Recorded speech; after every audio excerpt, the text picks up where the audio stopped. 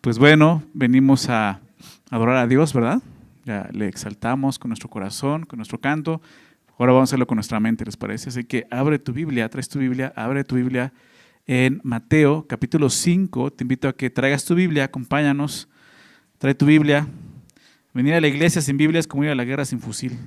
¿Okay? Entonces, aunque parezca algo como raro, ¿no? De decir, ¿tengo que llevar mi Biblia? Pues sí, porque estudiamos la palabra de Dios, ¿verdad? Estamos conociendo a Dios a través de su revelación, que hemos entendido y creemos que es este libro que tenemos en nuestras manos, que es la Santa Biblia, ¿verdad? Muy bien, Mateo capítulo 5, Mateo 5. Vamos a continuar el día de hoy estudiando las bienaventuranzas. Si estuviste la semana pasada, comenzamos a estudiar este capítulo y vimos la primera parte de las bienaventuranzas. Las primeras 4 bienaventuranzas que menciona Jesús son 8 en total. Hoy vamos a ver la segunda parte, que son las otras 4 bienaventuranzas, ¿ok? Entonces, voy a comenzar leyendo desde el verso 7 al verso 12, que es esa parte, y después de leer, hacemos una oración para comenzar. ¿Les parece? Dice así: bienaventurados los misericordiosos, porque ellos alcanzarán misericordia. Bienaventurados los de limpio corazón, porque ellos verán a Dios. Bienaventurados los pacificadores, porque ellos serán llamados hijos de Dios. Bienaventurados los que padecen persecución por causa de la justicia, porque de ellos es el reino de los cielos. Bienaventurados sois cuando por mi causa os vituperen y os persigan, y digan toda clase de mal contra vosotros, mintiendo. Gozaos y alegraos, porque vuestro galardón es grande en los cielos, porque así persiguieron los profetas que fueron antes de vosotros. Señor, te damos gracias. Gracias, Padre. Padre, gracias por permitirnos estar juntos, conocerte. Qué bendición, Señor. Creo que es la bendición más grande que el ser humano puede tener, Señor, el poder conocerte, que se ha revelado a su vida. Y te damos gracias por eso, Señor. Gracias por permitirnos estar aquí esta tarde, noche ya, y que podamos abrir tu palabra y meditar en ella y conocerte. Es lo que queremos, Señor, lo que buscamos. Señor, nos acercamos, sabemos a un Dios que está vivo, Señor, que nos habla y que se revela. Haz esa obra entre nosotros esta noche, Señor. Por medio de tu Espíritu Santo y tu palabra, Señor. Es lo que necesitamos. Te lo pedimos en el nombre de Jesús. Amén. Bien, las bienaventuranzas, ¿no? Como te decía, la segunda sección. Déjame recordarte lo que vimos la semana pasada. Este capítulo comienza con un sermón muy importante de Jesús, quizás el más importante, que es el Sermón del Monte, ¿no? Y hay muchas enseñanzas. Este sermón abarca desde el capítulo 5 hasta el capítulo 7, termina en el capítulo 7, capítulo 8 ya es otra historia. Pero 5, 6 y 7 habla del Sermón del Monte. Y vamos a estar viendo este sermón, ¿no? Completamente desde el capítulo 5, ¿no? y yendo y avanzando. Pero es importante, si has leído alguna vez el Sermón del Monte o lo has escuchado, ¿no? Se llega a malinterpretar, ¿no? Porque a veces la gente piensa que eso es lo que tiene que hacer para alcanzar la salvación, la justicia de Dios. Y sabemos que no se trata de lo que puedes hacer, porque la salvación no es por obras, es por gracia, ¿verdad?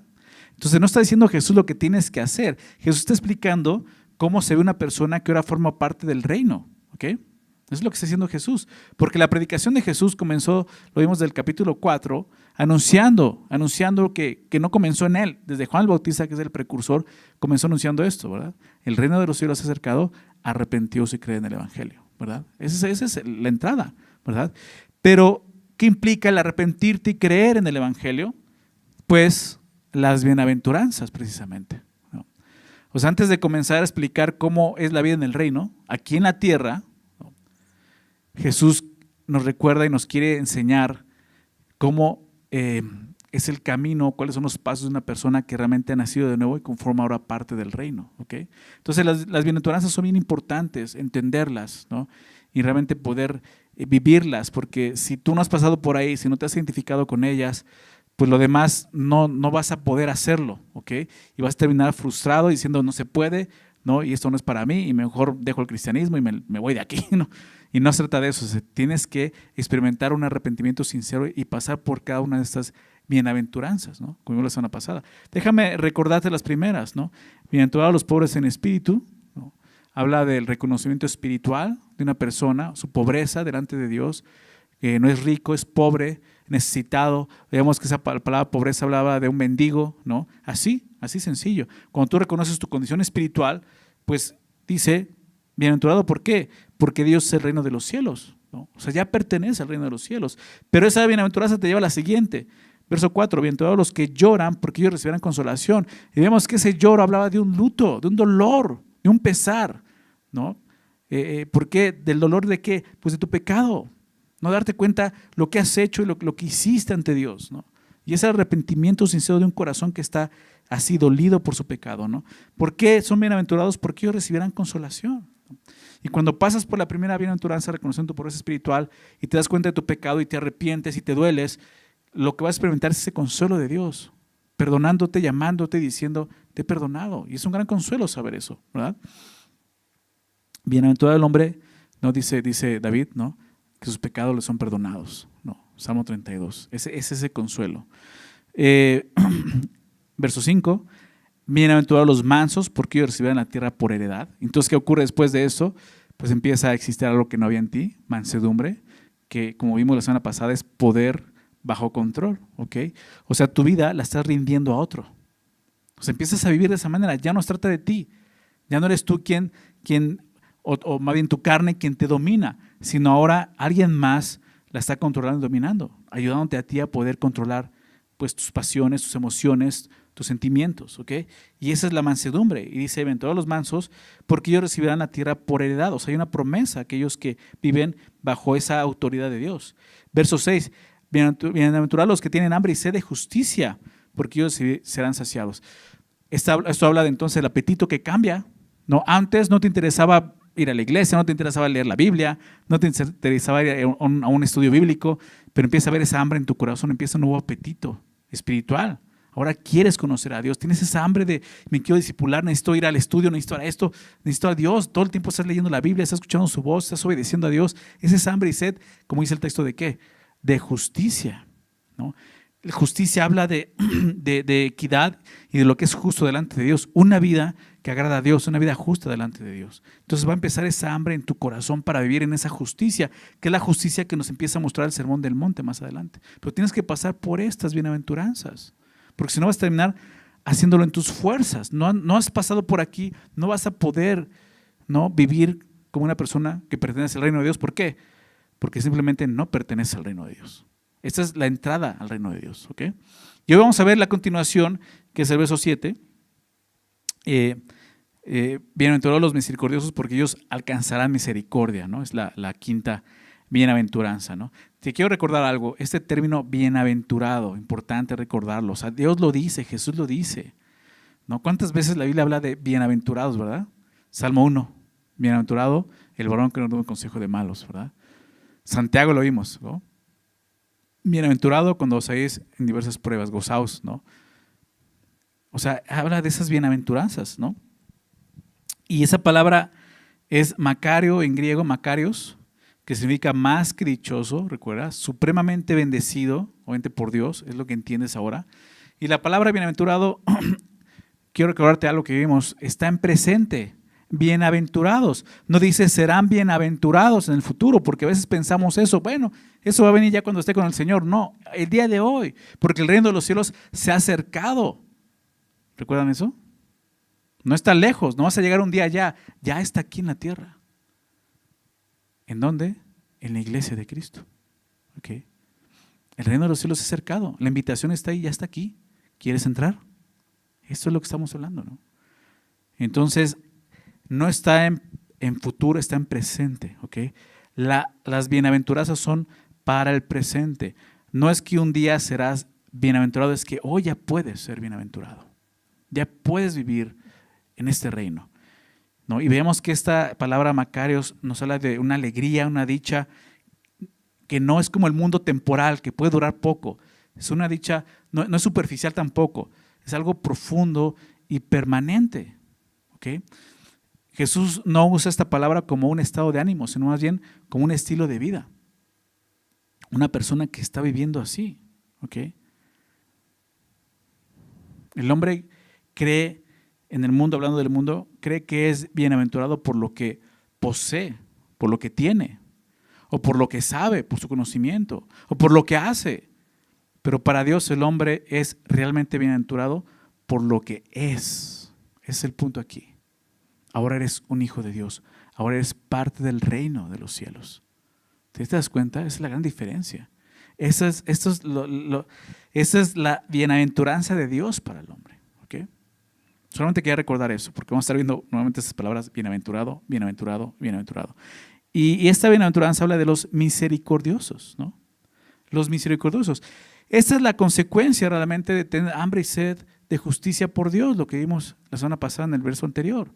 Seremos como Él es. Ser como Él es. Porque es lo que queremos, ser como Él es. Y las siguientes tres bienaventuranzas, misericordiosos, limpios de corazón y pacificadores, tienen que ver, están relacionadas con nuestra identificación con Cristo, lo que ahora somos, ser como Él es, misericordioso, de limpio corazón y pacificador. La última es la consecuencia de todas. Ahorita la vamos a ver al final: padecer persecución. Pero esas tres nos hablan de nuestra identificación con Cristo, de lo que somos. Por eso decía lo que somos. La palabra en griego, esta palabra misericordioso, es eleos, y su significado es activo en compasión. Es lo que significa la palabra en el griego, el idioma original que escribe la Biblia. Activo en compasión. Es realmente la disposición de compadecerse de los sufrimientos y las miserias de otros. Es lo que significa la palabra misericordia. La palabra misericordia proviene del latín, ¿no? Digámoslo, su etimología es del latín. Nuestra palabra misericordia, y en su origen está formada realmente por dos palabras: miser, que significa desgracia o miseria, y cord, ¿no? O cardio, de ahí viene la palabra en griego, cardio, cord, que es corazón. Entonces se entiende como el dolor de corazón que produce la desgracia de otro. Eso es misericordia. Es más allá que una lástima, porque como te decía, es algo que está activo. La palabra misericordia va más allá de una simple simpatía o lástima, como te decía. Se refiere a aquel que está tan afectado por los sufrimientos de los demás, que está dispuesto a poder aliviarlos, a poder actuar a favor de esa persona. No habla de un simple sentimiento, habla de una actividad, como vemos. Esa es la palabra misericordia aquí, o en el griego, ¿no? Y esa palabra significa ponerse realmente en el lugar de otro para pensar como él piensa, pensar con su mente, ver con sus ojos, sentir con su corazón. Prácticamente ponerte los zapatos del otro, ¿no? Decimos comúnmente eso, ¿no? Es lograr identificarte con otra persona hasta el punto de ver y sentir cómo esa persona está sintiendo, lo que esa persona está viviendo. Eso es la misericordia. Es lo que Jesús nos dice: bienaventurados los que sean así, misericordiosos. Eso es precisamente lo que Dios hizo por nosotros. ¿Te das cuenta? O sea, ya cuando lo ves en Dios dices: ya lo entiendo mejor. Es lo que Jesús hizo. Dios se introdujo en el interior de un ser humano. ¿Te das cuenta de eso?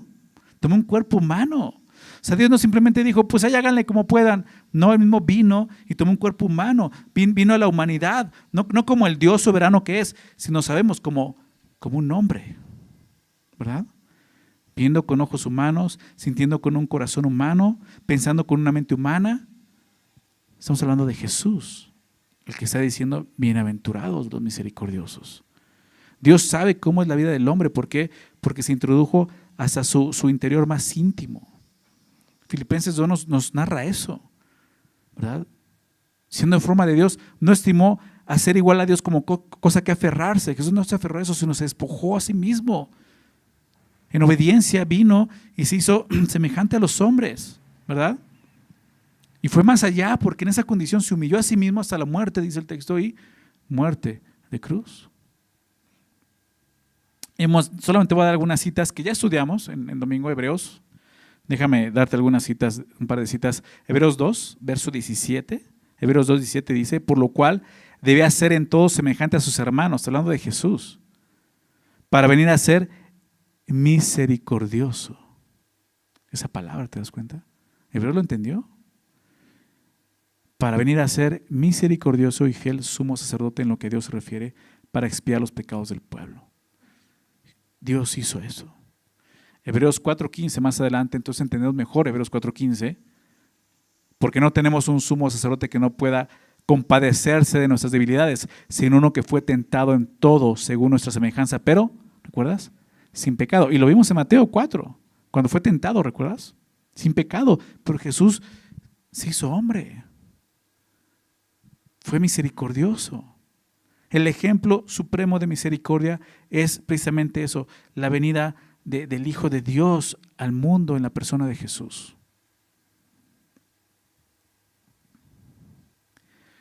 Efesios dice que Dios es rico en misericordia, ¿sabías? Efesios 2. Pero Dios que es rico en misericordia. Entonces creo que la misericordia la conocemos. Si tú has creído en Jesús, la conoces. La conoces porque han tenido misericordia de ti.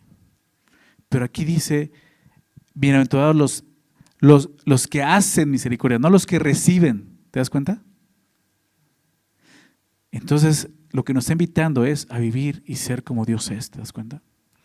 El egoísmo es lo que nos estorba para poder ser misericordiosos. Somos personas muy egoístas. Es la realidad. Sin Cristo, sin redención, el pecado nos hace egoístas, ¿verdad? Comúnmente estamos tan envueltos en nosotros mismos, en nuestros propios problemas, en nuestras emociones, sentimientos, que no tenemos ni siquiera un interés por los demás. Pero aquí Jesús dice, bienaventurado porque ya puedes hacerlo. Eso es lo que hace el Evangelio y la salvación. Nos salva de nosotros mismos. Si hemos pasado por las primeras 4 bienaventuranzas que cité al principio, será más fácil poder experimentar ahora la misericordia. Nosotros hemos reconocido nuestra pobreza espiritual. ¿Por qué? Porque hemos recibido misericordia. Nos hemos lamentado por nuestro pecado. ¿Por qué? Porque hemos recibido misericordia. Hemos experimentado la mansedumbre. ¿Por qué? Porque hemos recibido misericordia. Tenemos hambre y sed de justicia. ¿Por qué? Porque hemos recibido misericordia. ¿Te das cuenta? Y entonces, Dios nos llama a eso. Aquí lo vemos, pero déjame citar otra cita del Nuevo Testamento. Lucas 6. Lucas 6, fíjate lo que Jesús dijo. Verso 36, Lucas 6, 36. Sed pues, o sea, sed pues siempre es como una conclusión. Sed pues misericordiosos. ¿Cómo? Como también vuestro Padre es misericordioso. O sea, ¿qué está diciendo Jesús? Ahora esta es su naturaleza. Esa es la naturaleza de un hijo de Dios. Nosotros podemos ser misericordiosos. ¿Por qué? Porque ya hemos recibido misericordia. Porque cuando reconoces tu pobreza espiritual, vas a poder reconocer la pobreza espiritual de otro. Cuando lloras por tu pecado, vas a poder llorar por el pecado de otro. No importa si ese pecado te ofendió a ti. ¿Me explico? Cuando eres manso, no te va a costar trabajo ponerte en los zapatos de otro, ¿no? Porque ahora eres manso. Y cuando tienes hambre, sed de justicia y has sido saciado, vas a buscar eso, vas a querer que ese otro tenga esa misma hambre y sed de justicia para ser saciado por Dios. Entonces, ya cuando hablamos así dices, pues sí, es lo más lógico. Ahora yo puedo practicar la misericordia. Hasta que no podamos ver y experimentar todo lo que Dios nos ha perdonado, no vamos a poder practicar esta misericordia. Necesitamos pasar por las primeras 4 bienaventuranzas para poder llegar a esta. Te decía, es como una escalera, ¿verdad? Es una escalera. Y tienes que pasar peldaño por peldaño, no te lo puedes brincar. ¿Ok? ¿Cuál es la bienaventuranza? Porque ellos alcanzarán, ¿qué cosa? Misericordia. ¿No? Todos quieren misericordia, ¿verdad? En el fondo todos queremos que sean misericordiosos con nosotros. Pues la bienaventuranza es esa. Un ejemplo claro de esto en la Escritura, solo para mostrarlo, ilustrarlo de una forma muy rápida, ¿conoces la historia del rey David? ¿No? Todos conocemos la historia del rey David, ¿no? El de las mañanitas. No, no es cierto. El rey David fue un hombre, tú sabes, pecó contra Dios. ¿Estás de acuerdo? Pecado muy grave. No solo adulterio, asesinato. ¿Verdad? Pecó de una forma terrible e insensata. Sin embargo, Dios tuvo de él mucha misericordia. ¿Verdad? ¿Por qué? La razón es esta. Porque el rey David tuvo mucha misericordia del rey Saúl. ¿Te acuerdas cómo fue con el rey Saúl? ¿Cuántas veces, demasiadas veces, sin merecerlo, el rey David fue misericordioso con Saúl? ¿Cuántas veces lo persiguió sin ninguna razón? Y David pudo vengarse. En 2 ocasiones pudo haber quitado la vida y ser ahora el rey. Ya Dios le había nombrado rey. Y tuvo misericordia de Saúl. ¿Verdad? ¿Sí te das cuenta de eso? Entonces cuando le tocó su juicio, ¿qué crees que recibió? Misericordia. El rey David fue un representante de Dios delante del rey Saúl al ser misericordioso. Y el misericordioso alcanzó misericordia. Y lo supo después de arrepentirse de su pecado. Porque escribe esta verdad que él experimentó en el Salmo 18:25, anótala si quieres. Salmo 18:25 y 2 de Samuel 22:26. Salmo 18:25 y 2 de Samuel 22:26. Y si lees los dos, es el mismo versículo. Y dice así: con el misericordioso te mostrarás misericordioso y recto para con el hombre íntegro. Con el misericordioso te mostrarás misericordioso. O sea, David lo aprendió y dijo, así es Dios. Y Jesús dice, bienaventurados los misericordiosos, ¿por qué? Porque ellos alcanzarán misericordia. Piensa en eso. Ahora te lo pongo de otro lado. ¿Qué misericordia puedes esperar si lo único que guardas en tu corazón es rencor, resentimiento, amargura, sed de venganza? ¿Vas a alcanzar misericordia? ¿No? ¿Verdad? Y precisamente fue lo que vimos el domingo pasado. ¿Recuerdas? ¿Quién estuvo por acá el domingo pasado? Felipe. Santiago 2:13, déjame recordarte esto. Porque juicio sin misericordia se hará con aquel que no hiciere misericordia. Pero veamos la parte final. ¿Y la misericordia qué hace? Triunfa sobre el juicio. Entonces Dios quiere que seamos misericordiosos, porque al final vamos a alcanzar misericordia, ¿te das cuenta? Y esa es la bienaventuranza. Pero necesitamos eso, empezar a practicar la misericordia que hemos recibido nosotros ahora. Ser misericordiosos con aquellos que están afligidos, están pasando por dureza en su corazón. Como te decía, misericordiosos con aquellos aún que están ofendiéndote y pecando. Tener misericordia de ellos. Ese ejemplo lo vimos el domingo y te lo dije. El mayor ejemplo de esa misericordia es Jesús en la cruz. Padre, perdónalos, no saben lo que hacen. Eso es misericordia. Lo están clavando en la cruz y Jesús está orando por ellos. Perdónalos. Pero ¿cuántas veces nos ofende a alguien y no queremos ni perdonarlos? Menos vamos a tener misericordia de ellos. Pero eso, ahí es donde se ve la misericordia. La misericordia de Dios se vio así. Romanos 5:8. Mas Dios muestra su amor para con nosotros en que siendo aún pecadores, siendo aún pecadores, es muy claro el texto, siendo aún pecadores, no cuando ya nos portamos bien, cuando éramos pecadores, Cristo murió por nosotros. Ahí es donde se ve la misericordia, familia. Entonces, necesitas experimentar un nuevo nacimiento para esto. ¿Okay? Vamos a ver la siguiente, verso 8. Bienaventurados los de limpio corazón, porque ellos verán a Dios. Bienaventurados los de limpio corazón. No dice bienaventurados los de limpias acciones o los de limpias intenciones, ¿verdad? Sino los de limpio ¿qué? Corazón. ¿Sabes por qué? Porque el problema del hombre se encuentra en el corazón, en el interior. Esta bienaventuranza nos exige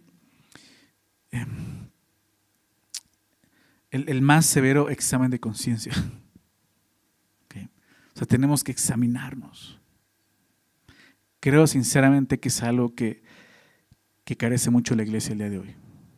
El examinarnos cada uno a nosotros mismos. Nos encanta examinar a los demás. Pero la Biblia dice, examínate a ti mismo. Examínate. La intención de la palabra de Dios es ese espejo en el cual puedes verte y examinarte y revisarte. Si hay un limpio corazón en ti. ¿Qué significa esto? Esta palabra limpio en el griego significa sin mezcla. Habla de un corazón íntegro, un corazón limpio, purificado, que no está mezclado, que déjame decírtelo de esa forma, que no tiene un doble motivo, que no es de doble ánimo, como lo vimos en Santiago. ¿Se acuerdan? Y yo he hecho mucho énfasis en eso, como Santiago y el Sermón del Monte están de la mano, porque es el mismo asunto que está trabajando Santiago en la iglesia. Y Jesús estaba enseñando aquí. El hombre de doble ánimo es inconstante en todos sus caminos. ¿Recuerdas capítulo 1? Verso 8, si no mal recuerdo. La situación es esa, doble ánimo. Y un corazón que no es limpio es un corazón que tiene doble ánimo. Entonces es necesario que examinemos nuestro corazón. Esta bienaventuranza nos habla de un corazón sincero, honesto, sin dos caras, sin hipocresía. La pureza comienza con la integridad del corazón. Por eso Jesús dice, bienaventurados los del limpio corazón. Por eso dice, no de limpias intenciones o acciones, sino tu limpio corazón. Significa tener un solo corazón, no un corazón dividido, como vimos en Santiago, un corazón entre Dios y el mundo. Es un corazón dividido. Por un lado sí, busco a Dios, pero por este lado me gusta el mundo. Y andas así, dividido. Y lo hemos identificado de varias maneras en Santiago.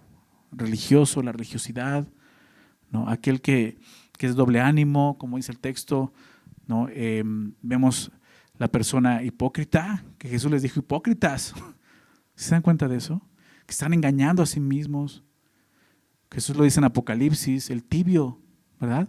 Ojalá fueres frío o caliente, pero porque eres tibio te vomitaré de mi boca. Dicen que así es como el café, ¿no? O frío, caliente, tibio, no. Y así es, ¿no? O sea, habla de esta persona, un corazón que no es íntegro, un corazón que no está limpio. Más adelante lo vamos a ver aquí en el Sermón del Monte. Déjame adelantarme ahí en el capítulo 6, fíjate lo que dice este versículo. Mateo 6, versículo 24. Ninguno puede servir a dos señores. Se habla de un corazón que no es íntegro, no está limpio. ¿Por qué? Porque aborrecerá al uno, llamar al otro, o estimará al uno y menospreciará al otro. No puedes servir a Dios y las riquezas. No puedes servir a Dios y a este mundo. Entonces un corazón limpio es un corazón que tiene un solo objetivo, es íntegro, no está dividido. ¿Ok? Santiago 4:8, la exhortación de Santiago, capítulo 4. Te animo a que leas esto en casa. Lee todo el capítulo 4 de Santiago, ya vamos a llegar para allá. Pero ve nada más lo que dice el verso 8. Acercaos a Dios. Os anima a eso, acércate a Dios. ¿Y sabes qué va a pasar? Él se acercará a ti. Pecadores, limpien las manos. Y ustedes los de doble ánimo, ¿qué dice? Purificad vuestros corazones. Bienaventurados los de limpio corazón. Entonces el corazón es el centro de la vida. ¿A qué se refiere? Es eso. No solo de la vida física, sino como en este caso, es el centro de la vida interna, ¿no? Porque de ahí fluyen nuestras emociones, nuestros deseos, nuestros sentimientos, nuestra razón, nuestros pensamientos, nuestra voluntad, emociones, intenciones, de ahí sale del corazón. El corazón es el centro de lo que realmente somos. Así es como se ve el corazón en la Biblia. No habla del órgano, del músculo que bombea sangre, está hablando de lo que nosotros no podemos ver, pero Dios lo ve, de lo que somos realmente. Se trata de lo que soy, no de lo que hago o no hago. Eso realmente es el resultado de lo que soy. ¿Okay? Un corazón puro produce una vida pura. ¿Te parece lógico? Y un corazón impuro produce una vida impura, corrupta. El problema del hombre está en el corazón.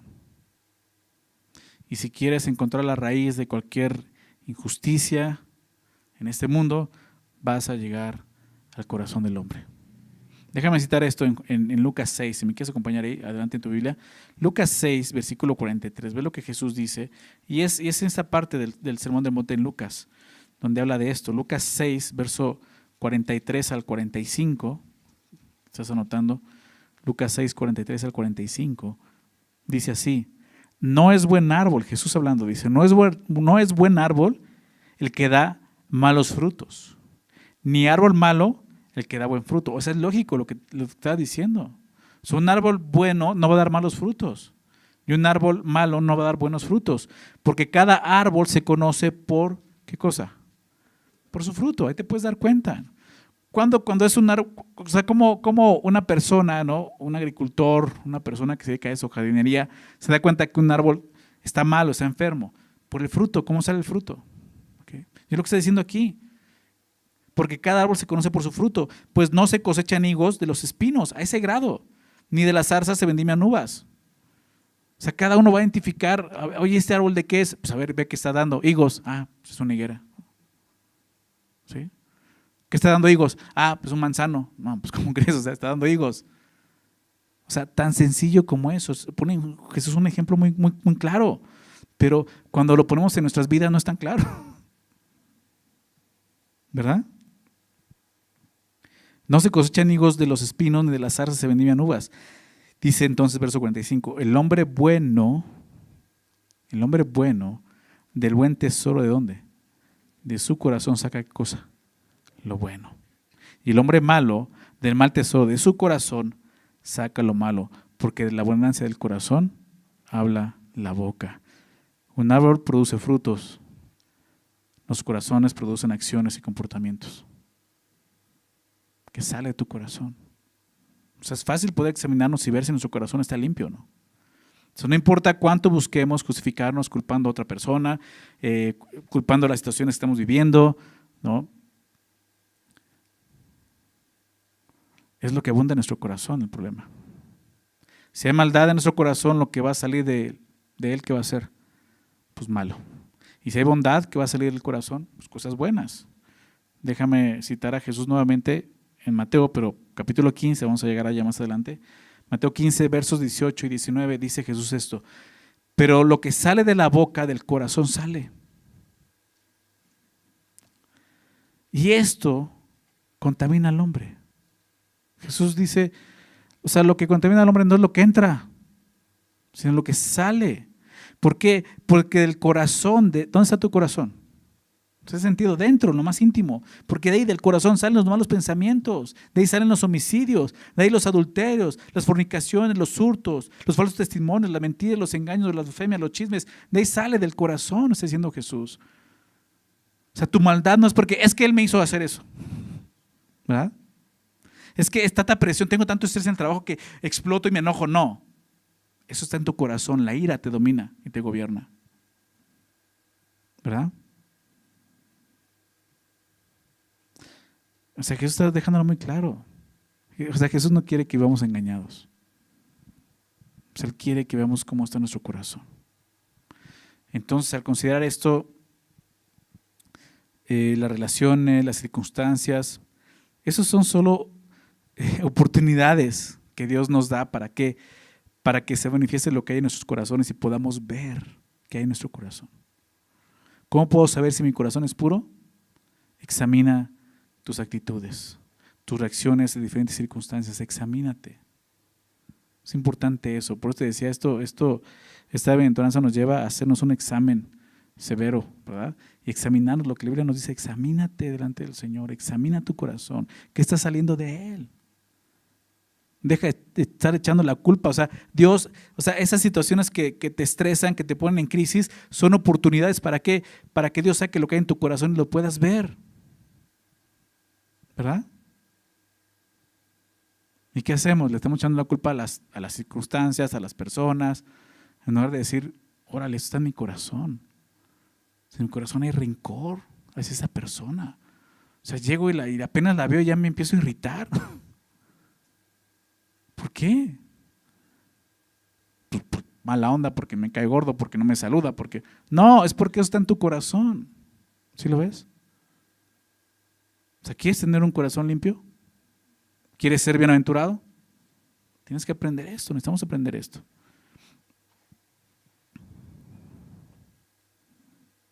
Comúnmente cuando buscamos, no le hacemos muy común, cuando buscamos solucionar nuestros problemas, lo que intentamos es modificar nuestro comportamiento, nuestras actitudes, nuestras circunstancias. No es que eso no sirva, pero no va a ser suficiente. Si realmente queremos solucionar un problema, debemos ir a la raíz del problema. Y lo vas a encontrar en tu corazón. ¿Okay? Engañoso es el corazón más que todas las cosas. ¿Recuerdas? Jeremías 17, verso 9. Más que todas las cosas y perverso. ¿Verdad? Y te lo he dicho, esa palabra perverso significa desahuciado, incurable. ¿Sí? Para el hombre es incurable, pero para Dios no. ¿Quién lo conocerá? Dice el verso 10. Yo, Jehová, que escudriño la mente, que pruebo el corazón. Fíjate, pruebo tu corazón. ¿Para qué? Para cada uno según su camino, según el fruto de sus obras. O sea, Dios prueba tu corazón. ¿Para qué? Para que veas lo que está saliendo de Él. Entonces corrijas tu camino. Y Dios te bendiga de acuerdo a eso. Ese es el corazón del hombre, así es nuestro corazón. Por naturaleza es impuro. Entonces, lo que necesitas no es un nuevo trabajo, no, lo que necesitas no es un nuevo auto, no es un nuevo esposo. Necesitas un nuevo corazón. Es lo que el hombre necesita. Un corazón íntegro delante de Dios. Por eso es necesario un cambio de corazón, un trasplante, ¿no? Y es lo que Jesús promete, es lo que Dios ha prometido. Déjame recordar rápidamente estos versículos. Ezequiel 36, anótalo. Ezequiel 36, verso 25. Ezequiel 36, 25. Esparciré sobre ustedes agua limpia, dice Dios. Es una profecía del Antiguo Testamento. Esparciré sobre ustedes agua limpia y seréis limpiados de todas vuestras inmundicias y de todos vuestros ídolos os limpiaré. Verso 26, aquí lo vemos. Os daré corazón nuevo. Ese corazón limpio te lo va a dar Dios. Porque tú no puedes, ni yo puedo limpiarme a mí mismo. Es Dios quien lo ha hecho a través de ¿quién? De su Hijo. Os daré un corazón nuevo y pondré espíritu nuevo dentro de ustedes y quitaré de vuestra carne el corazón de piedra y os daré un corazón de carne, un trasplante, ¿te das cuenta?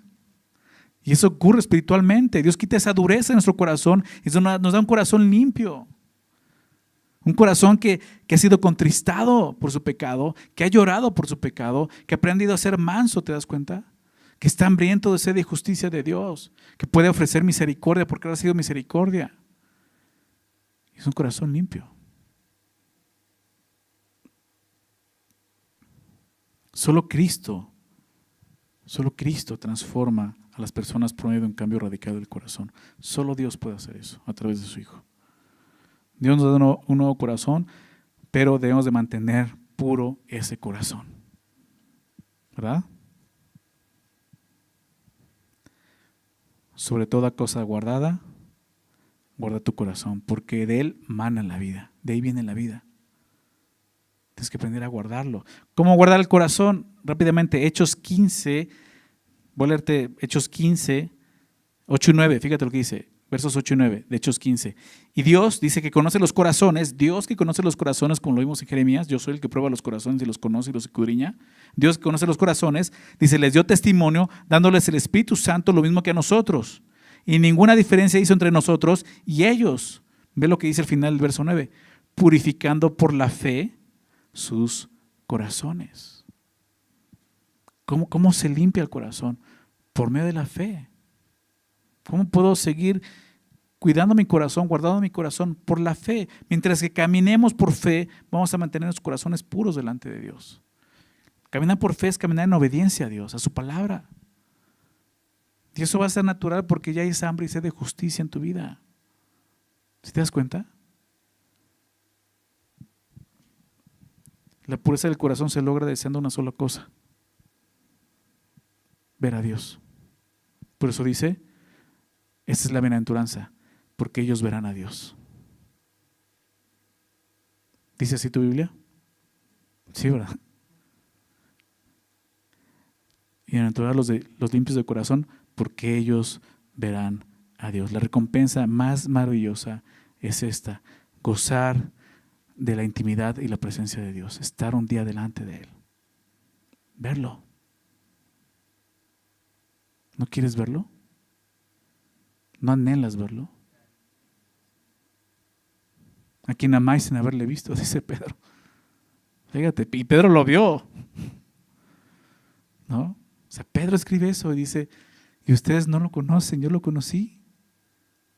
Y ustedes no lo conocen, pero lo aman. Es locura, ¿verdad? Amamos a alguien que nunca hemos visto, pero hemos creído en Él. Eso es la fe. Y creemos lo que su palabra dice. Pero hay algo más. Cuando nuestro corazón es limpio, veremos a Dios en todas partes. Comúnmente pensamos que habla de ver a Dios cuando estemos delante de Él en su gloria, pero el sentido es ver a Dios en esta vida y en la venidera. O sea, el reino de los cielos es cercado aquí en la tierra. Ver a Dios en todo momento, en la Biblia, ver a Dios en la iglesia, ver a Dios en la creación, ver a Dios en todas partes, en toda circunstancia. Cuando nos va bien, cuando nos va mal, sabes que Dios está ahí, está contigo, está acompañando, lo puedes ver con los ojos espirituales, obviamente, de la fe. Pablo dice, porque por fe andamos, no por vista. ¿Okay? Se trata de esa vista. Vas a poder ver a Dios en tu vida, obrando y dirigiéndote. Un claro ejemplo negativo son los fariseos. Ya hablamos de ellos, los fariseos que vamos a estar viendo en el Evangelio de Mateo, los religiosos de la época de Jesús, hombres que se jactaban de su religión. ¿Pero qué pasó? No vieron a Dios. ¿Verdad? Juan, el discípulo amado, en su Evangelio lo presenta así. A Dios nadie lo ha visto jamás.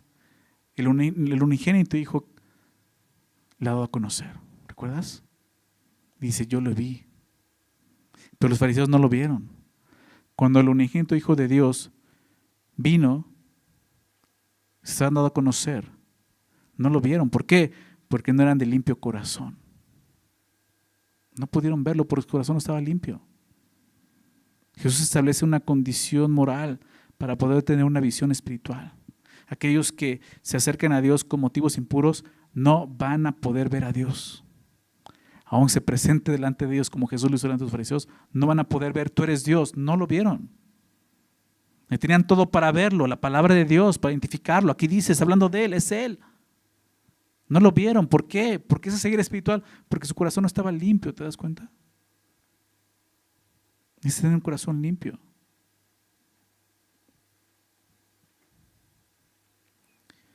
Primera de Juan 3:6, déjame citar esto. Primera de Juan 3:6 dice, todo aquel que permanece en Él no peca. Todo aquel que peca no le ha visto, ni le ha conocido. ¿Por qué? Pues por la condición de su corazón. Solo un corazón limpio, puro, íntegro podrá ver a Dios. Dios es espíritu y solo los corazones puros pueden discernir y contemplar a Dios de esa manera. ¿Okay? Salmo 24, 3 y 4. Sé que estamos viendo muchas citas, pero escríbelas, anótalas ahí. Salmo 24, versos 3 y 4 dice, ¿quién subirá al monte de Jehová? Pregunta el salmista, ¿quién? ¿Y quién estará en su lugar santo? ¿Quién? La respuesta es esta, el limpio de manos y puro de corazón. Puro de corazón. El que no ha elevado su alma a cosas vanas ni jurado con engaño. Limpio de corazón. ¿Te das cuenta? Vas a ver a Dios. El poder de ver a Dios no es un asunto de una visión óptica, sino de un corazón que anhela eso, comunión y compañerismo con Dios, que quiere ver a Dios. ¿Sabes cuántos creyentes, hijos de Dios, personas que han nacido de nuevo, tienen la capacidad de ver a Dios, pero no quieren ver a Dios? ¿Han perdido ese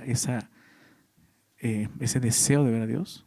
Muchos viven así el día de hoy. Es una lástima tener acceso a Dios y no entrar a su presencia solo por un corazón que no es puro delante de Dios, porque quiere continuar siendo impuro. Fue lo que vimos en Hebreos y aprendimos en Hebreos. Déjame citarlo, Hebreos 10, verso 22. Hebreos 10, 22 dice, así que hermanos, teniendo libertad para entrar en el lugar santísimo por la sangre de Jesucristo, por el camino nuevo y vivo que Él nos abrió a través del velo, eso es de su carne, y teniendo un gran sacerdote sobre la casa de Dios, acerquémonos, dice, ¿pero con qué? Acerquémonos con corazón sincero. Con corazón sincero, en plena certidumbre de fe, purificando los corazones de mala conciencia y lavando los cuerpos con agua pura. En 2 ocasiones menciona los corazones. Acércate con un corazón sincero, dispuesto a ser lavado y purificado por Dios.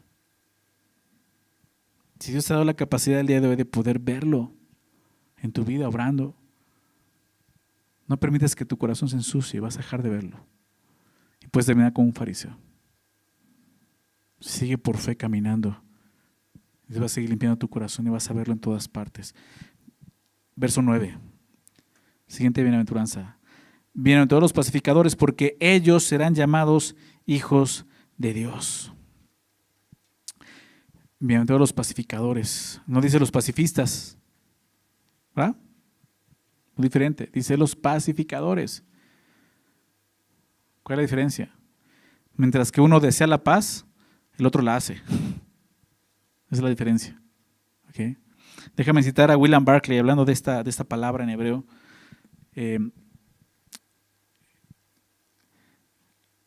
O sea, es griego, pero él habla de que esta palabra viene del shalom.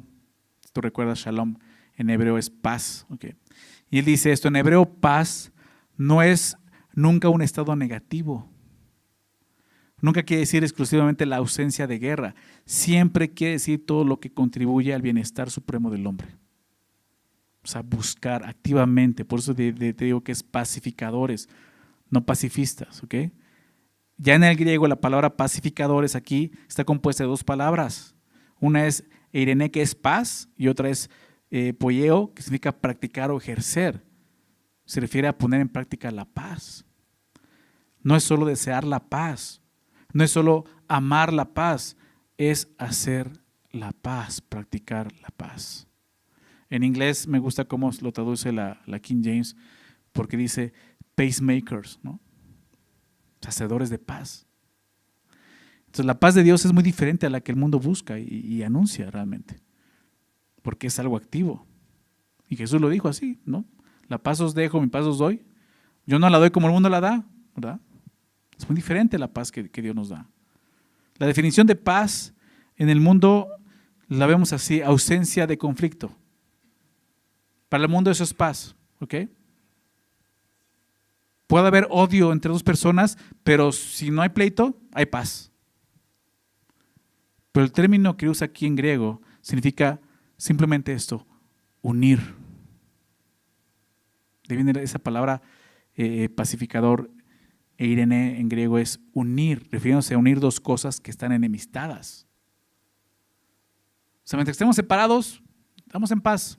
No, Dios dice, te voy a unir. ¿Sí se dan cuenta? Esa es la gran diferencia.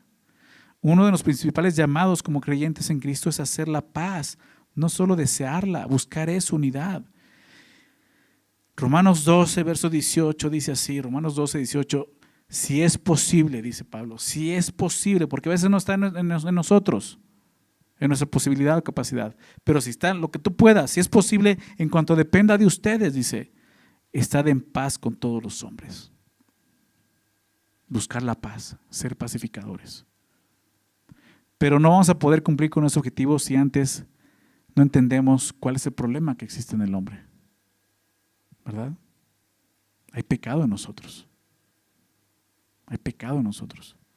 Hay personas que son, les decimos que son problemáticas, ¿no? Del día de hoy ya les ponen otro nombre, tóxicos, ¿no? Les dicen. Que son el centro de los problemas siempre. Donde quiera que sea, siempre están metidos en problemas, ¿no? Provocando pleitos, discusiones, ¿no? Con los demás, personas que causan problemas, ¿no? Que para ellos todo el mundo tiene problemas con él, ¿no? Es por eso que algunas veces el camino a la paz será realmente conflictivo. Pero debemos de primeramente examinarnos a nosotros mismos, porque quizá nosotros somos ese tipo de personas, ¿verdad? Somos conflictivas. ¿Te ha pasado eso? Que de repente dices, tengo problemas con esta persona y ahora con esta persona y tú te sientes como la víctima. Ay, Señor, ¿qué pasa conmigo? O sea, todo el mundo, ¿qué persecución vivo, Señor? Y dices, no, ese es tu pecado, que con todo el mundo tienes problemas. Porque eres un egoísta, porque no puedes amar a los demás, porque quieres ser el primero en todo. O sea, es tu egoísmo, que tienen problema con todos los demás. Y ese tipo de personas que no puede ser pacificador, porque tu corazón ni siquiera tiene paz con Dios. El evangelio se le nombra en la Biblia también como el evangelio de la paz, las buenas nuevas de la paz. ¿Por qué? Porque tienen el fin de reconciliar a los hombres con Dios. O sea, esta paz la experimentamos con Dios y hemos sido reconciliados con Dios. ¿verdad? Siendo enemigos de Dios, Él nos ha reconciliado. Y no fue de que váyanse a vivir lejos y ya yo estoy bien acá y ustedes bien allá. No. Dios envió a su Hijo a morir por nosotros. ¿Para qué? Para reconciliarnos con Él mismo. 2 Corintios 5 habla de eso. Y nos dio el ministerio de la reconciliación. Que Dios mismo estaba en Cristo reconciliando al hombre consigo mismo. Increíble, ¿no? Y eso es el Evangelio. Entonces no debe de extrañarnos que Dios nos diga, practiquen el Evangelio. Predíquenlo así, ¿verdad? Uniéndose, buscando una unidad. La verdadera paz es una relación correcta con Dios, que nos va a llevar a tener una verdadera relación y una verdadera paz interior, obviamente con los demás, con nuestro prójimo.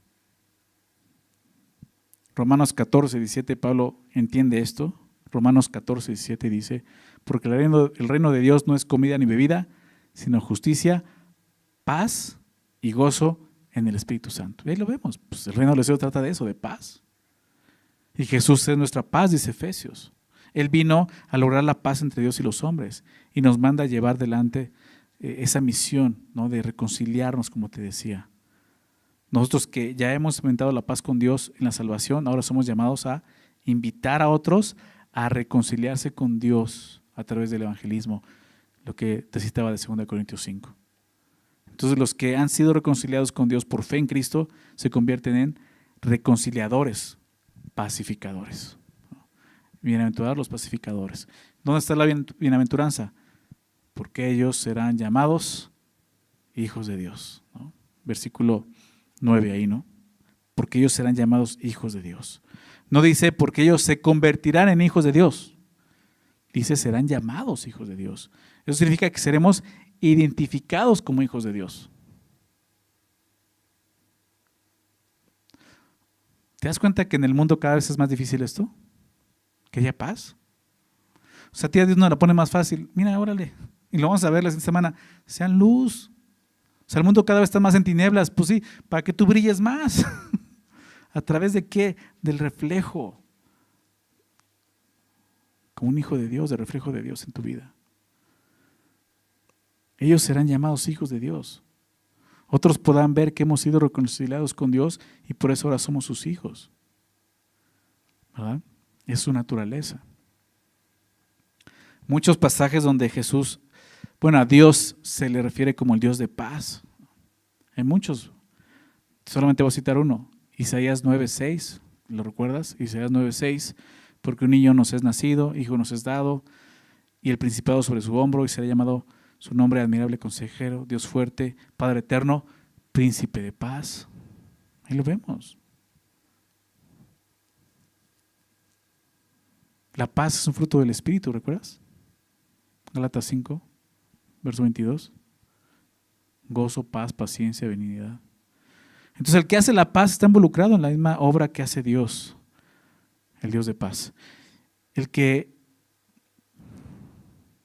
realmente está dividiendo a las personas, ¿quién es? Satanás, ¿verdad? Y el que une a las personas, ¿quién es? Pues Dios. Entonces serás llamado hijo de Dios, porque te vas a identificar con Dios. Dios es el autor de la paz. Y todos aquellos que se esfuerzan por hacer la paz son como Él y son dignos de ser llamados hijos de Dios. ¿Sabes lo que puede identificar a un hijo de Dios? Es que vives así, ¿no? En paz con los demás, buscando esa paz, esa unidad, ¿no? Ahora vimos que estas últimas tres bienaventuranzas, los misericordiosos, los de limpio corazón y los pacificadores, tienen que ver con nuestra identificación con Dios, nuestra identidad con Dios, ser como Él es. Seremos como Dios, pacificadores, ¿te das cuenta? Pero vamos a ver la última, verso 10. Bienaventurados los que padecen persecución por causa de la justicia, porque de ellos es el reino de los cielos. Bienaventurados sois cuando por mi causa os vituperen y os persigan y digan toda clase de mal contra vosotros mintiendo. Gozaos y alegraos porque vuestro galardón es grande en los cielos, porque así persiguieron a los profetas que fueron antes de vosotros. En esta última bienaventuranza Dios quiere que estemos seguros de ella. ¿Sabes por qué? Porque la repite dos veces. ¿Te das cuenta? Verso 10 y verso 11. Bienaventurados los que padecen persecución, bienaventurados cuando por mi caso son vituperados y perseguidos. Es la misma bienaventuranza, pero lo expresa así. quiere que estemos seguros de eso. Porque cuando estamos padeciendo aflicción o persecución por causa de Jesús, podemos enfocarnos y pensar, híjole, ¿por qué está pasando esto? O sea, si yo estoy siguiendo a Jesús y llamo a Dios, ¿por qué me está yendo mal? Jesús dice, no, estás siendo bienaventurado. O sea, ¿por qué estás siendo afligido? Si es por mi causa, eres bienaventurado. Dice entonces los que padecen persecución. Y esta es la consecuencia final.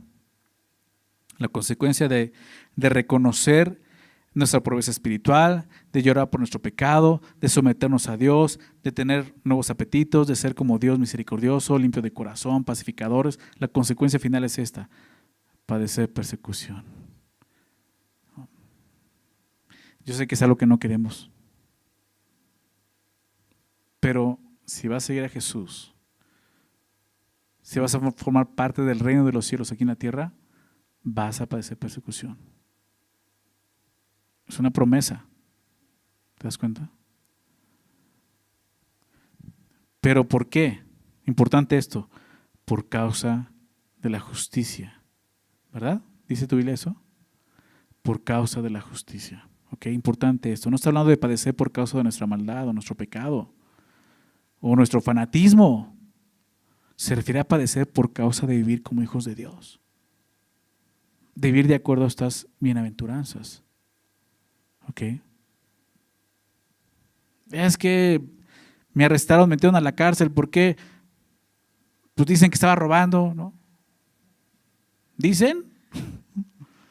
Tienes que ser sincero. Tú no puedes decir, no, pues porque soy cristiano, ¿no? Y andabas metido en corrupción, ¿no? O sea, dices, no, o sea, no metas a Dios en esas cosas, ¿no? Cuando vivimos en verdad como hijos de Dios, todos se van a dar cuenta, ¿ok? El cielo se dará cuenta, la tierra se dará cuenta, pero también el infierno se dará cuenta. Por eso habrá persecución. O sea, esto creo que ya debemos de aprenderlo. Cada vez que una persona decide honrar a Dios en su vida, empezar a seguir a Cristo, va a haber persecución, va a haber problemas. ¿Por qué? Porque Satanás no quiere eso. Satanás no quiere eso. Satanás quiere toda la honra y la gloria para él, no para Dios. Y quiere robarle eso a Dios. ¿Okay? Esta persecución que vemos aquí se origina del choque de dos sistemas de valores irreconciliables. ¿A qué me refiero? El reino de Dios y el reino de las tinieblas. Y quien gobierna en este mundo, ¿quién es? ¿Quién es el príncipe de este mundo? ¿Quién gobierna? Satanás. El reino de las tinieblas está aquí, no está en el infierno, eso tiene, se inaugura. Está aquí en la tierra, lo estamos viendo, con sus ideologías, filosofías, etcétera, tanta maldad. ¿Te das cuenta de eso? Es el reino. Pero aquí está el reino de los cielos. Estás pasando de muerte a vida. Estás pasando del reino de las tinieblas al reino de la luz admirable de Cristo, a través de la fe en Jesús. Y estás cambiando de un bando a otro. ¿Te das cuenta de eso? Mientras que estabas del otro lado, no tenías problemas. Vivías en este mundo y tu vida se trataba de eso, pero no tenías vida eterna. Pero ahora que tienes vida eterna, o sea, te pasaste del otro lado. Y claro, en Cristo somos más que vencedores. En Cristo somos más que vencedores. Es cierto. Esas potestades no tienen ya ni ninguna autoridad sobre nosotros. Antes sí la tenía, ahora ya no, porque estamos en Cristo. Pero hay un conflicto. Y vamos a ser perseguidos. ¿Sí se dan cuenta? El mundo persigue a los cristianos. ¿Por qué? Porque las características y los valores expresados en lo que vemos aquí, las bienaventuranzas, son totalmente opuestas a la manera de pensar del mundo, como vimos la semana pasada. Pablo le dijo a Timoteo, recuerda esto, 2 Timoteo 3, verso 12. 2 Timoteo 3, 12. Pablo le dice, y también, recuerda esto, y también todos los que quieran vivir piadosamente en Cristo Jesús padecerán persecución. Son de esas promesas que no aparecen en la Biblia de promesas, ¿verdad? Pues es una promesa. Todos los que quieran vivir piadosamente en esta tierra, en Cristo Jesús, agradando a Dios, sirviendo a Dios, viviendo de acuerdo a las bienaventuranzas, viviendo de acuerdo al sermón del monte, todos los que quieren vivir así, que crees, van a padecer persecución. Por eso que estoy diciendo el choque de estos dos reinos. Si vivimos vidas piadosas, va a venir persecución y sufrimiento. Y viceversa, si no estás sufriendo persecución, algo anda mal en tu vida.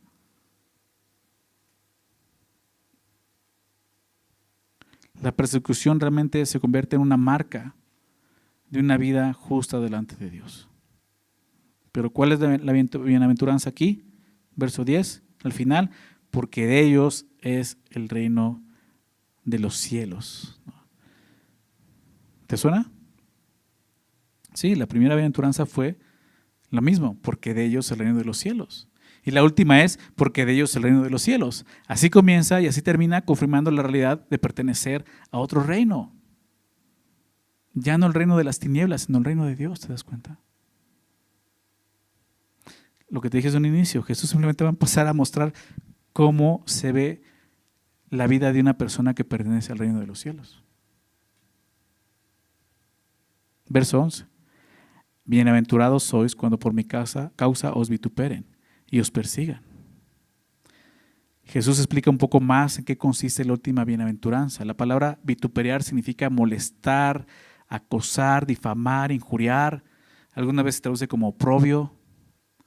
El día de hoy yo sé que no estamos en un país donde los cristianos somos perseguidos como tal. Hay lugares donde sí se persigue, pero a cierto punto tenemos cierta libertad.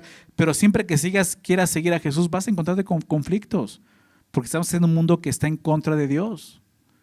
Simplemente el día de hoy, o sea, si tienes hijos pequeños, o sea, ya no quieres meterlos a la escuela. Y si no los metes a la escuela, pues la gente te va a decir, estás loco, voy a educarlos en casa, voy a hacer homeschool, estás loco, le vas a hacer daño a tus hijos, ¿no? Si te das cuenta, va a haber persecución, va a haber un choque de pensamientos, de filosofías. Y eso es realidad, es lo que está diciendo. Cuando por mi causa, ¿verdad?, os vituperen. Jesús se refiere a experimentar todo esto por su causa. Anteriormente dijo por causa de la justicia y ahora dice por mi causa. El padecer persecución es una oportunidad de mostrar nuestra fidelidad a Jesús. Amo a Cristo. Muchos son los que han experimentado vituperios, pero no por la causa correcta.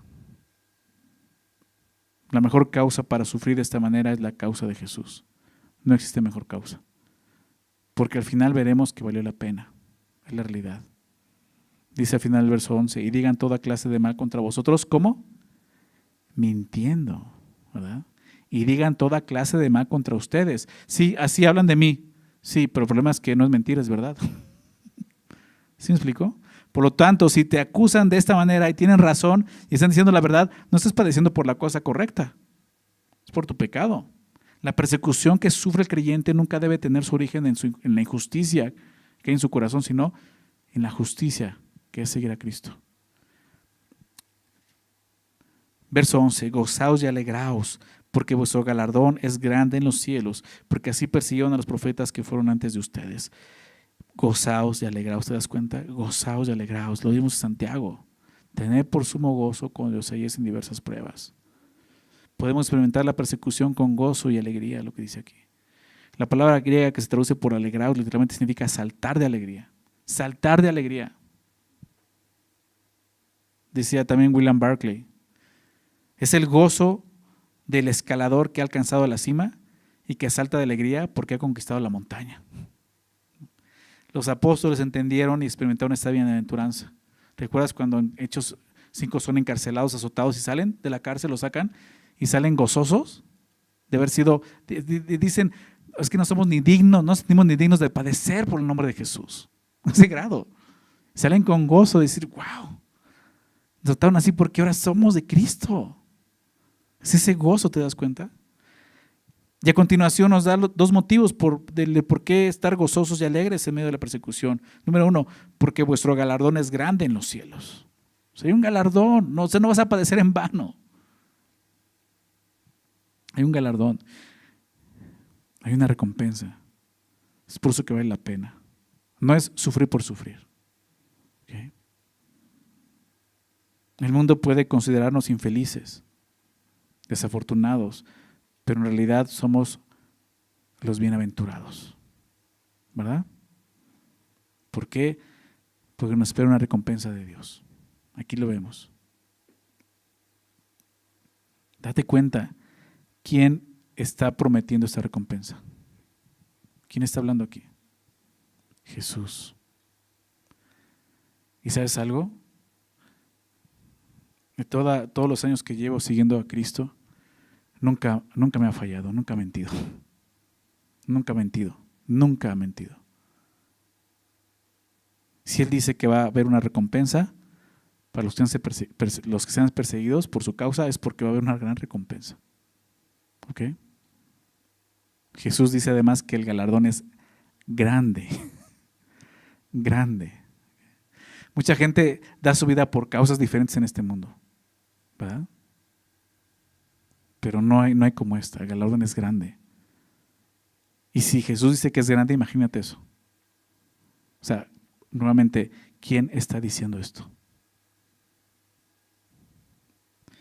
Lo segundo es porque así persiguieron los profetas que fueron antes de vosotros. El segundo motivo es porque tenemos gran compañía en la persecución. Otros hombres que sirvieron al Señor y padecieron por Él. Y tú sabes, la Biblia entera es un registro de hombres y mujeres que vivieron para la justicia y padecieron por ella, siguiendo a Dios.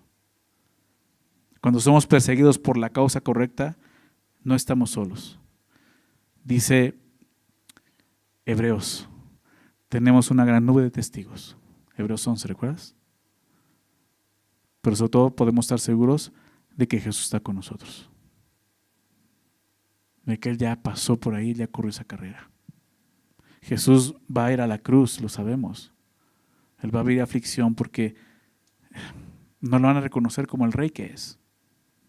Lo van a crucificar. Y así va a ser con nosotros. Todos los apóstoles murieron así, martirizados. Juan fue el único que no murió, pero murió exiliado. Y pasó pruebas. Entonces tenemos estas bienaventuranzas que, como hablábamos, solamente nos están presentando la manera en que iniciamos, ¿no?, como miembros del reino de Dios. Si no pasas por aquí, lo demás no te va a servir de mucho. Necesitas experimentar esto. Entonces el Sermón del Monte va a empezar a tener sentido en tu vida. Vas a empezar a entenderlo de la forma correcta. Muchos han leído el Sermón del Monte y se han frustrado, se han deprimido, porque no lo entienden, porque se esfuerzan en hacerlo y no van a poder hacerlo. Necesita ver, como vimos, un cambio de corazón, ¿verdad? Una nueva naturaleza en nosotros. Y eso solamente ocurre cuando reconocemos nuestra condición, cuando nos vemos como pecadores y reconocemos que Jesús es el Salvador y Él vino precisamente a eso, a salvarnos, a darnos un nuevo corazón, a darnos vida eterna y a ser parte ahora del reino de los cielos, en que podamos vivir en esa tierra, en el reino de los cielos. Vamos a orar, vamos a dar gracias a Dios por esto y pedirle que nos permita vivir eso y experimentar esto, ¿ok? Señor, agradecemos tu palabra, Señor, es viva y eficaz, y gracias por todo lo que nos has enseñado, Señor, en esta serie en Mateo. Señor, mi oración es que cada persona que esté escuchando esto sea impactada por tu espíritu y tu palabra, que les des entendimiento para que puedan nacer de nuevo y puedan formar parte de tu reino, Señor, y que lo que sigue puedan entenderlo. Que puedan entender que no se trata de lo que ellos pueden hacer, sino lo que ahora ya son en Cristo. Empezando por nosotros que estamos aquí, Señor. Ayúdanos a vivir, Señor, de una manera que te agrade y te honre, Señor, pero entendiendo esto, Señor, no se trata de lo que podamos hacer, sino de lo que tú ya hiciste por nosotros. Nos has transformado, Señor, nos has dado vida eterna, somos nuevas criaturas, Señor. Queremos vivir de esa manera, Señor. Ayúdanos, Señor, no queremos seguir adelante si realmente no ha pasado esto en nuestras vidas, Señor. Produce en nosotros, Señor, fe, y esa fe que está puesta en ti, esa fe que salva, esa fe que nos transforma, que nos da un nuevo corazón, que recibe tu espíritu, Señor, y podemos vivir vidas agradables a ti, Señor. Gracias, Padre, por haber enviado a Jesús, por haber traído tu reino a esta tierra, Señor. Ese reino que el día de hoy está aquí y que es acercado para todos y que está aquí y lo que tenemos que hacer es arrepentirnos y creer. Y podemos ser parte de ese reino. Trae fe, Señor. Trae salvación. Señor, y que tu iglesia pueda vivir de esta manera. Ayúdanos a vivir de esta manera, Señor. Señor, te damos gracias. Gracias por tu palabra y obra en nuestro corazón, Señor. Lo pedimos en el nombre de Jesús. Amén.